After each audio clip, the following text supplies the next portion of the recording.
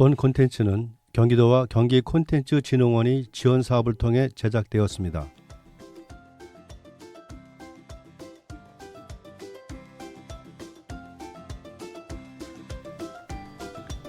다름을 나눕니다. 별별수원입니다. 별별수원은 각자의 다른 생각을 나누고 공유하는 별의별 이야기들의 소쿠리 같은 모임입니다.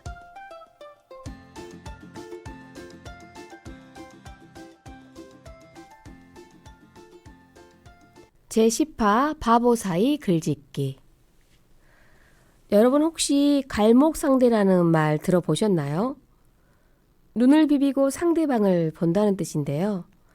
남의 학식이나 재주가 놀랄 만큼 향상될 수 있으니 눈을 비비고 다시 볼 정도로 조심스레 상대방을 대하라는 말입니다. 하지만 많은 사람들이 그렇게 사람을 대하지 못하고 있죠. 경솔하게 판단하고 쉽게 예의를 무시한다? 네, 다음에 소개하는 이야기는 바로 그 경솔함에 대한 이야기입니다. 바보 사이 글짓기 지금부터 시작해 보도록 하겠습니다. 안녕하세요, 선생님. 예, 안녕하세요. 네, 어떤 이야기가 되게 궁금한데요. 오늘의 얘기는 상당히 참 단순하면서도 우리가 꼭 새겨야 될 그런 얘기인 것 같습니다. 네. 우리 진행자 우리 그 윤양학 선생님께서 얘기하신 경솔함. 네. 근데 이제 그 전에 그 배움도 제대로 알고 써야 한다는 그런 이제 얘기가 그 경솔함하고 맞아 떨어지는 그런 대목입니다. 네. 우리 그 공자 선생님 말씀하시기를 학이 시습지면 불역 여호하다는 말씀을 하셨어요. 배우고 제때 익히면 또한 기쁘지 아니한가. 그러니까 많이 배우라는 얘기죠. 논어에서 나오는 얘기지만은 학문을 익히는 일은 실용적 쓰임에 있어서 깨달음의 기쁨이 있는 거고. 네.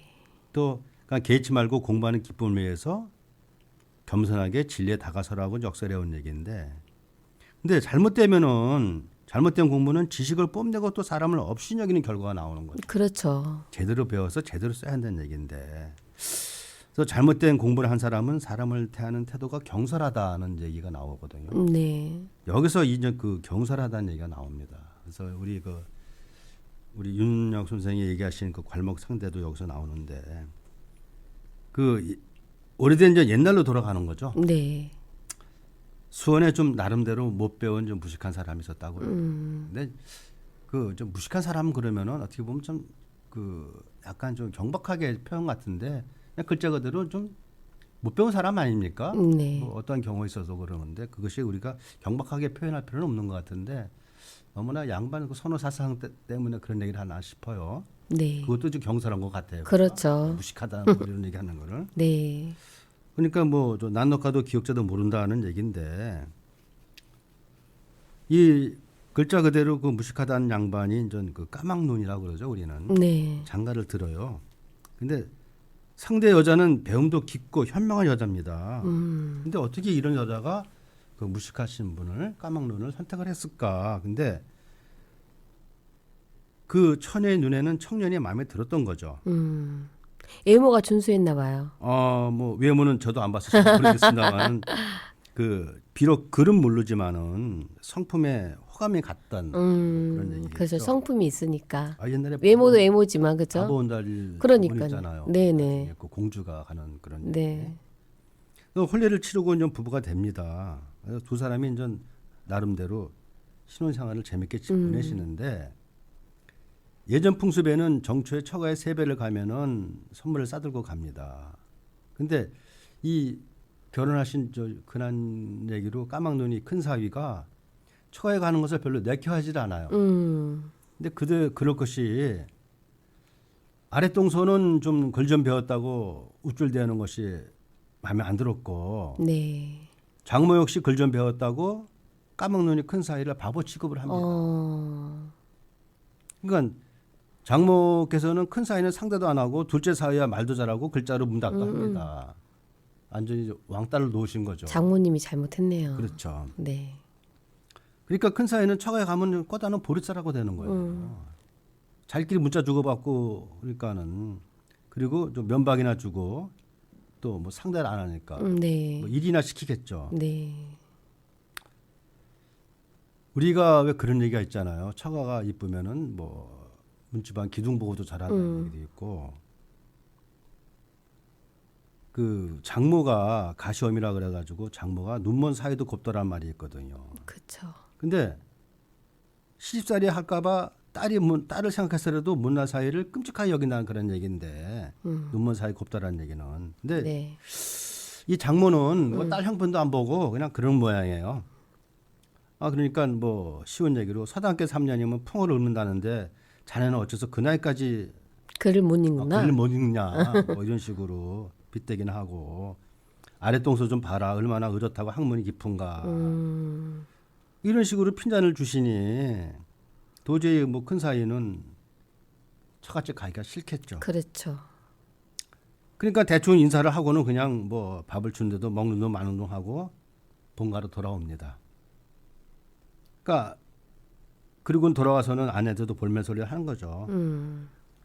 나 앞으로 처갓집 안 간다. 글을만 따죠. 그렇죠. 그러니까 왜 그래 무슨 일이 있냐고 네네. 여쭙죠. 처가에 가면은 동서나 장모가 글귀나 안다고 서로 떠들어대고 나를 무시하는데. 왕따 놓고 그러는 거죠. 창피해서 고개를 들 수도 없고. 그러니까 그래도 내가 명색이 큰 사이인데 바보 취급을 하니 나는 더 이상 참을 수가 없다. 네. 나는 앞으로 처갓집 안 가겠다. 근데 사실 이 처가 상당히 현명한 사람이에요. 네. 좀 배우고 그랬다고 그러지 않았습니까? 네네. 이 처는 이런 얘기를 나오길 기다렸어요. 왜 그런 줄 알겠어요. 그렇죠.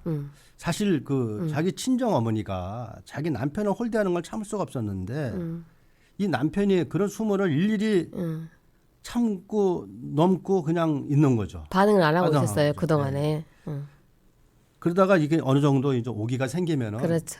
그 오기를 기화로 공부를 하려고 공부를 하라 이를 참였죠. 현명한 와이프. 그래서 이제 꾹꾹 눌러서 때를 기다리는 건데 때가 온 거죠. 네. 그러니까 아내가 슬그머니 얘기를 합니다. 사실 좀 꾸짖는 듯 얘기를 하는 거죠. 그럼 당분간 친하게 가지 말자. 나도 당신 수모 당할 때마다 기분이 영 안 좋았다. 그래놓고는 전 뭐 안 가겠다고 말을 던졌으나 사실 그 좀 처 입장에서는 그렇죠. 그렇죠. 마음 한켠으로는 눈물도 길썽이면서 네. 그러는 거죠. 그러니까 그 남편 입장에서는 좀 사실 그것이 보기가 좀 뭐한 거죠. 그렇죠. 이럴 때 부인이 은근한 목소리로 당신 이참에 글 공부 시작해 보면 어떻겠어요? 하고 이제 떠봅니다. 근데 남편이 역시 또 똑같은 대답이에요. 흰 것은 종이요, 검은 건 글씨라.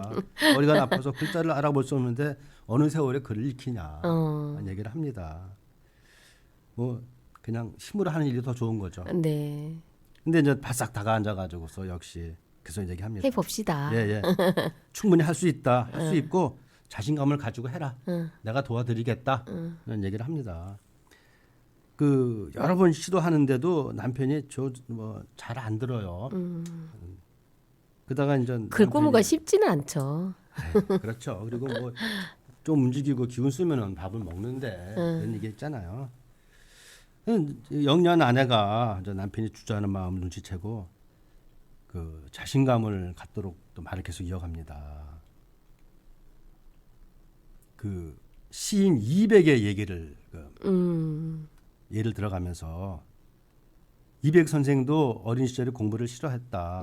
근데 어느 한날 백발 노파가 큰 세막대를 들고서 열심히 돌에 갈더라. 그래서 그 광경이 이상해 보여서 이백이 그 노파한테 물었다는 거죠. 아, 지금 뭐라고 있냐 그랬더니 그 노파가 세막대를 갈아서 조그만 바늘을 만들려고 한다. 아니 세막대를 갈아가지고 조그만 바늘 만드는 게 어렵잖아요. 그렇죠. 그러니까 그 이백이 언제 그 세막대를 다 갈아서 바늘을 만드냐 물었더니 노파가 하시는 말씀이 진지하게 그건 어려운 일이 아니다. 노력만 한다면 틀림없이 이 세막대로도 갈아서 바늘을 만들 수 있다. 그러니까 이백이 또 역시 공부하기 싫어했는데 힘들고 오래 걸리긴 하지만 불가능은 없다는 그 생각이 드는 거죠. 그렇죠. 그래서 이백도 결국은 그를 깨닫고 나서 그 일 글공부를 열심히 했다. 해서 이백이라는 그 유명한 시선의 경지에 오르게 되는 거죠. 네. 남편이 이 얘기에 힘을 얻습니다. 가능할까 하는 생각하고 갸우뚱거리지만은 그 더욱더 남편을 이제 바싹 달려들어서 공부를 격려를 하는 거죠. 네. 고사에 노마 10가라는 얘기가 있다. 무슨 얘기냐면 천리만은 하루에 천리를 달리지만 두난 말일지라도 열흘 동안 달려간다면 이를 따를 수 있다. 그렇지. 우리가 하는 무슨 뭐 토끼와 거북이. 거북이 얘기가 네. 되겠죠. 느린 걸음으로도 쉬지 않고 걸으면 천리길을 갈 수 있다고 하니까 흙을 쌓아나가면 언덕이나 산도 이룰 수 있다는 얘기를 합니다. 이 얘기에 남편이 마음이 움직여집니다. 더 이상 그리고 장모나 동서한테 수모를 당하기 싫고 그래서 남편은 가르침을 받아서 공부를 시작합니다. 또 아내도 지성으로 남편을 네. 도와서 글을 익히게 하고 격려를 하는 거죠. 그렇죠. 역시 하루가 다르게 조금씩 실력이 늘어요. 그리고는 더 근데 늘긴 느는데 워낙 속도가 늦으니까 네. 아내가 더욱더 좀 독려를 합니다. 그리고는 남편이 마음 놓고 공부를 할 수 있게끔 해줘야겠다 생각을 해가지고서 네. 내가 처자식이지만 내가 버려면서 가족을 다 저기 할 테니까 당신은 공부를 할 수 있게끔 하자. 그래서 절에 가서 공부하는 것이 어떻겠느냐 권합니다. 절에 가서. 그렇죠. 당신과 애들은 어떻게 살라고 내가 집을 비우겠느냐 그랬더니 내가 괜찮다. 어쩌든지, 넉넉하지 못하지만 내가 하겠다. 그리고 그동안에 좀 모아놓은 돈도 있고 하니까 마음도 가서 공부를 하라. 네. 그런 얘기를 합니다. 남편은 저 아내가 시키는 대로 절에 들어가서 공부를 전념하죠. 그 산에 올라서 나무를 해다 불을 떼고 물을 짓고 하면서 스님들이 수도하는 도량에 비지를 해가면서 마당을 쓸면서 공부를 합니다. 네네. 그리고 비는 시간에 작은 방에 앉아서 책을 읽고 그리고 모르는 거 있으면 또 스님한테 여쭤보고 물어보고. 그렇죠. 그러면서 나름대로 하나하나 하니까 새로운 세상이 보이는 거죠. 그러니까 글맛을 앓기 시작하는 거예요. 그렇죠. 그리고 생각나는 것이 내가 왜 진작에 이 기쁨을 몰랐는가 할 정도로 이제 묵향, 그죠? 묵을 갈고 그 향을 느끼는 거죠. 네. 그래서 3년 동안 공부한 재미에 푹 빠져서 밤낮을 읽고 책과 더불어서 해가지고 결국은 사서 함경을 떼고 이제 불경도 읽습니다. 걔 똑똑한 사람이었어요. 그렇죠? 예. 3년 만에. 그러니까 시도 짓고 자신의 생각을 글로도 표현할 줄 아는 네. 이제 그런 게 된 거죠. 그래서 주역도 읽어보고 하는 동안에 그 나름대로 3년을 기약하고 집으로 돌아옵니다. 네. 그래가지고 저 또 스님을 찾아서 이제 작별을 고하는 이제 인사를 드립니다. 그랬더니 스님이 환하게 웃으시면서 하는 말씀이 불가에 사만이라는 말이 있다. 그것이 뭐냐면 네 가지 교만한 마음인데 그 중에 중상만은 깨달음을 얻지 못하고서 이미 얻은 것처럼 교만하는 마음. 또 아만이라고 있다. 네. 그 자신을 높여서 잘난 체하는 남을 업신여기는 마음. 아만이라고 그러죠. 네. 그다음에 또 같은 지식으로 교만에 빠지고 싶다. 또 교만한 마음을 경계하는 이 사만이라는 것에 대해서 이제 우리 그 스님이 마지막으로 가르침을 드리는 거죠. 네. 그리고 이제 합장에서 스님과 이별을 하고 아내와 들어와서 기가를 합니다. 그 부인도 참 설명해요. 그쵸. 흡족할 만한 공부를 하셨나요? 그랬더니 이제 남편이 이제는 배운 대로 표현을 합니다. 그쵸. 남아수도 오고서라고 남자는 모름지기 5소리 분량의 책을 읽어야 한다는데 그냥 찔끔 맛만 보았소. 그랬더니 이 재밌잖아요. 남편이 그런 말을 할 줄 그렇죠. 안다는 게. 그러니까 다 읽었다는 얘기인데 찔끔 맛만 봤다. 남편이 좀 여유로워졌어 겸손까지 이제. 하는 네네. 거죠. 네. 그러니까 이제 맛만 본 것이 어딘가요? 부족한 부분은 차차 채우면 될 테니 다행중입니다. 네. 서로가 상당히 부부가 행복한 웃음을 짓겠죠. 그리고 저 집을 비운 동안에 이제 여러 가지 집이 망가진 것도 보수하고 살림을 메워 나갑니다. 네. 소박한 집을 만들고 그러면서 더욱더 글 열심히 합니다. 마사이가 절에 들어가서 공부를 하고 왔다는 얘기를 이제 전해 들은 장모가 식구들을 모이게 합니다. 얼마나 훌륭해잖아. 궁금하겠죠. 그렇죠. 예. 그분은 이제 그 장모님은 교만한 마음이 그냥 있는 거예요. 있는 거죠. 그 스님이 얘기하신 그 사만에 있는 거죠. 오랜만에 얼굴 보고서는 속으로는 제가 것이 배움을 얼마나 배웠으랴 해가지고 네. 바보 사이를 놀리는 재미로 그 딸들과 사이를 부릅니다. 그 아래 동서도 불렀겠죠. 네. 맞사이가 처가에 가니까는 시건방진 둘째 사이도 있고 눈아래 보는 장모의 오만 태도 역시 여전하죠. 그래가지고서 그 앞에서 물어봅니다. 큰 사이한테서 장모님과 같이 장모님 오랜만에 뵙는데 글이나 한 수 지어보는 게 어떨까요? 둘째 사이가 한번 떠보는 거죠.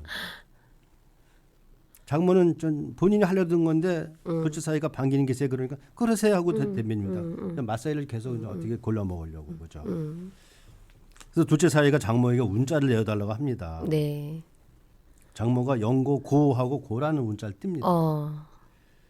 그러면서 산지고야 석다고야 하고 이제 운자를 받아가 글을 짓는데 그 얘기가 산이 높은 곳은 돌이 많은 영고라 그러거든요. 네. 그러니까 그걸 받아가지고 맞사이가 훌륭하게 웃어요. 했겠죠. 그러니까 장모가 왜 웃냐 그랬더니 글이 하도 우스워서 나도 웃음이 나왔다 그랬더니 그럼 자네도 저만한 글을 지을 줄 아냐고 또 얘기를 합니다. 그러니 뭐 배우면 일천하지만은 저도 그걸 한번 짓죠 그랬더니 천지 고야도 석다 공가 하고 응대를 합니다. 네. 맞사이가 하늘이 높은 것도 돌이 많은 영고인가 하고 물으며 하늘은 돌 하나 없어도 높기만 하더라고 야유를 한 거죠. 완전히 이제 둘째 사이가 한 방 먹은 거예요. 네. 이렇게 흘러가 가지고서 나중에는 뭐 또 그 이런 얘기도 또 하는 것 같아요. 학지 장명은 장경고라.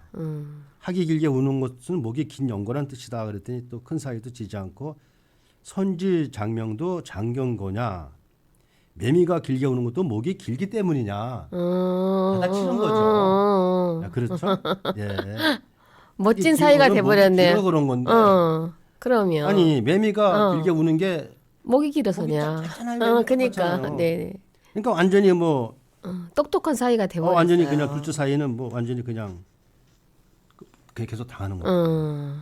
그러니까 여기서 뭐 노류부장은 여린고다 그랬더니 길가에 버드나무 가지는 자라지 못하는 것을 사람들에게 시달리는 것이다는 얘기를 하죠. 그러니까 이 큰 사이가 비위가 상했다 하는 그런 얘기도 하고 뭐 하는데 여기서 그 장모가 이제 큰 사이가 아무 말도 못하고 미천을 드러내겠지 하고 계속 평을 짓는데 또 큰 사이가 응대하기를 장모 부장도 여린공가 장모가 잘하지 못하는 것도 사람들에게 시달려서 영공인가 빗대어서. 그러니까 장모나 둘째 사이가 더 이상 이제 얼굴을 못 드는 거예요. 네.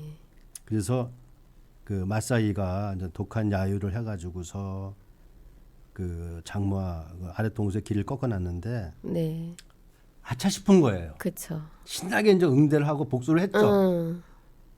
스님의 말씀이 생각이 납니다. 사만. 교만한 마음이 생겨서 경계하라는 스님의 말씀이 생각이 납니다. 네네. 아, 글을 배웠다고 아는 체를 더하면 나 자신이 창피하겠구나. 그렇죠. 그걸 깨달음입니다. 그렇게 하다 보니까 또 느낀 거죠. 그렇죠. 예. 사실 복수를 했는데 결국 교만해진 그렇지. 복수가 거죠. 네, 예. 복수가 교만이 돼 버린 그렇죠. 거죠. 그래서 알미 사람의 마음을 바다처럼 깊게 만들기도 하고 접시물처럼 얇게 만들기도 한다는 것을 맞사이가 거기서 스스로 이제 체험을 합니다. 네. 그래서 경솔했구나. 예, 이제는 다시는 알을 어설프게 드러내는 경거망동을 하지 않겠다. 네. 자기 자신의 경솔 반성하고 네. 그래서 이 오늘의 얘기는 결과적으로 배워야겠지만은 제대로 써야 되겠고 그래서 경솔하지 말아라는 얘기가 오늘의 주제입니다. 네. 예. 바오사의 글짓기. 그렇죠. 경솔함을 함부로 해서는 안 된다. 예, 그렇죠. 모든 거에 진중하고 그렇죠. 네. 예. 잘난 체 하지 말자 우리 이거죠. 예, 그런 것 같습니다. 저도 앞으로 조심하겠습니다. 네, 저도 조심하겠습니다. 오늘 말씀 너무 감사드리고요. 지금까지 바보사의 글짓기였습니다. 고맙습니다. 예, 고맙습니다.